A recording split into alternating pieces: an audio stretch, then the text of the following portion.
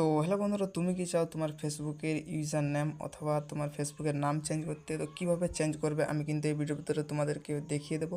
তো ভিডিওটা প্রথম থেকে শেষ পর্যন্ত দেখবে, একটু স্কিপ না করে। তো বন্ধুরা, আমি বিষ্ণু, আপনাদের সবাইকে স্বাগত আমার ইউটিউব চ্যানেলে।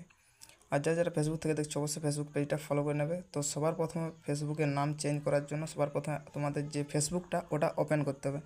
তো সবার প্রথমে ফেসবুকটা ওপেন করে নেবে।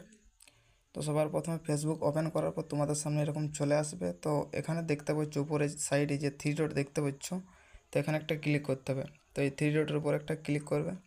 এখানে ক্লিক করার পর তোমাদের সামনে এরকম চলে আসবে। তো উপরে সাইডে যে সেটিংসটা দেখতে পাচ্ছ, তো এখানে একটা ক্লিক করবে।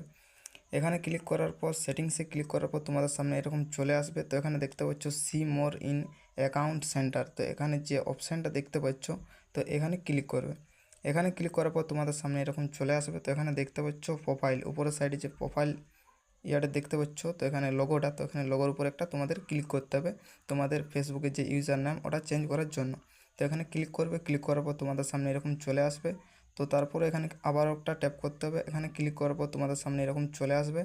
তো তারপরে এখানে দেখতে পাচ্ছ নেম, তো এই নেমের উপর একটা ক্লিক করবে। এখানে ক্লিক করার পর তোমাদের সামনে এরকম চলে আসবে। তো আমি এখানে আমার দেখতে পাচ্ছ মিথিলা লেখা আছে, তো আমি এখানে আমার যে নামটা ফেসবুকের ওটা কিন্তু চেঞ্জ করব। তো এখানে শম্পা লিখে দেবো।